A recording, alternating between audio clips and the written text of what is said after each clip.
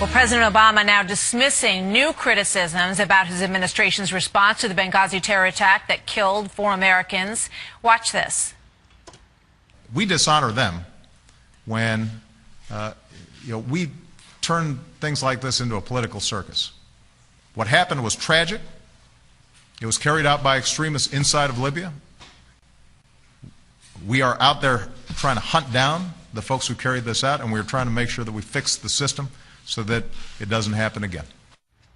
Well, there you have it from yesterday. And there's a picture of Sean Smith. He was one of the 4 Americans who was killed that night. He was a State Department Information Security Officer. And his mother, Patricia Smith, who has joined us before, joins us once again this morning. Mrs. Smith, welcome. Thank you very much for being with us today. Hello there.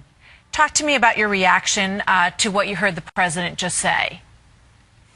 Well, as far as I could tell, he is the one politicizing everything.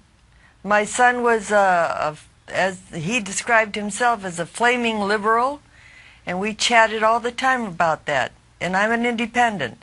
Where does it say anywhere that we're Republican and we're doing this? The only one mentioning this is the president. You know, what he's saying is politicized were these talking points that were put out by the CIA, which basically said that they were concerned that there could have been al-Qaeda involvement in this attack. That was removed from the talking points, and then Susan Rice went on all the Sunday shows to begin talking about this and basically said that it was all about a video. You know, what is your reaction to him saying that he thinks that all of this has been made into a political circus now? And does it distract from what is most important to you? Well, I can't answer for him. I don't know why he thinks the way he did. I don't know why they made the decisions that they made, but nobody has ever gotten back to me to explain what happened.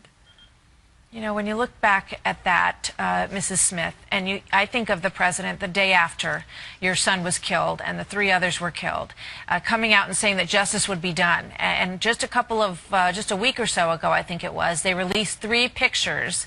That's a picture of your son there. We also have 3 pictures of men who were on the scene. How do I mean, I guess you have no idea how the investigation is going, and most of us don't, because you haven't been told anything either, right? The only thing that I've gotten is from the media itself and from various people calling me to tell me what they know. And there's an awful lot that I know, but I can't prove anything. And they don't want to know anything. They want to cover their butts. And that's what this government has turned into. I don't like my government. I love my country desperately, but I don't like my government. They don't tell the truth. You know, when you watch, I don't know if you witnessed the testimony by Greg Hicks the other day, who, you were there, and loves his country and has served it ably as your son did. He also expressed that frustration and that sadness about why he believed the truth could not be told. I mean, what do you think is behind this? If you are hearing things and you believe that there is a truth to be told, what do you think's the motivation for why it isn't being told? Politics. And my son didn't create those politics. He was very close-mouthed about everything. I barely knew anything from him. The last words I heard from him was him calling me, telling me, "Mom, there's somebody out here taking pictures. It's 9/11. I'm really worried." Yeah. And yet, the government, it was told, if Hillary was told, I don't know if she was or not. She said she wasn't told. Why not? What was she doing? That was her department. It's what she should do. The only reason that she wasn't told was that she probably told her people, "Don't tell me anything so I don't have to admit to anything." I don't know. All I know is I don't know. Right. And I know that I'm sure that you desperately want the satisfaction of knowing the facts, because as you say, you get phone calls, people tell you things. There are whistleblowers out there, and there may be more to come. We may learn more about this. Do you think that, would it satisfy you if you saw more hearings? People are talking about bringing Hillary Clinton back and questioning her again. Is that something you would like to see, or do you think that you won't get any satisfaction out of that either? I may not get satisfaction, but I desperately want to be there at every hearing. I want to look her in the eye. As she looked me in the eye and she told me it was a video. And I'm sure that's where she'll still keep saying that unless somebody can prove different, because she doesn't know. They didn't tell her.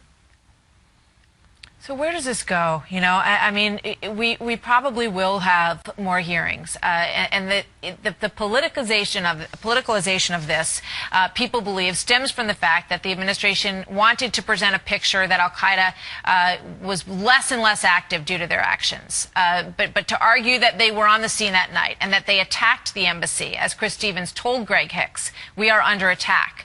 You know, I'm sure as a mom, you know, all of that has probably very little meaning for you, does it? Oh, it has a lot of meaning for me. I was there at the hearing, and I saw Greg Hicks with tears in his eyes telling me, or telling them at the hearing what really happened. And the same way with the other two of them. They had, the only one that did not cry in front that I saw was the military man. And he was just disgusted over the way things were happening. Well, Mrs. Smith, we thank you very much for being here, and we commend you for having the courage to be at these hearings and to continue to speak out about something that I know is very difficult for you. So we do appreciate you spending time with us, and we will stay on it, as I know you will. Thank you so much.